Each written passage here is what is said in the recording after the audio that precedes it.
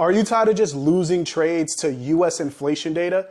Here's some tips that will help you stop losing money so you could actually start profiting from these events. First, you have to understand what is going on with the markets. What is the Federal Reserve focusing on? Because their main focus is inflation.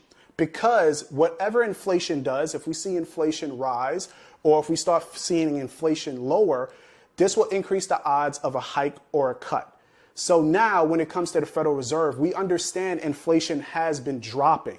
This is why the Federal Reserve is in a cutting cycle. This is why you've been seeing such a weaker dollar. So if we see that this next inflationary print, like CPI or PPI, comes out lower than expected, this is going to increase the odds of a weaker dollar, but also stronger US equity markets. So why is that? Because if we have lower inflation, that would increase the odds of a cut, which is bad for US currency. But cutting rates is also good for the US stock market, because if you're cutting rates, that would make the market expect more spending. People will borrow more money, put it into the economy. But now if we see that inflation actually rise, we have to understand the situation of the central bank. We know that they're not going to hike rates. So most likely they will pause rates, which would also strengthen the US dollar, and that can also drop the equity markets as well.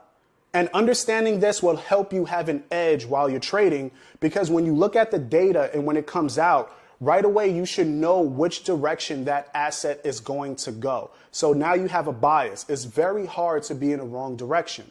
And these are the things that I do every single day with my private group, understanding central banks, understanding how to trade economic data, also going over technical analysis so we can work on our entries from this data.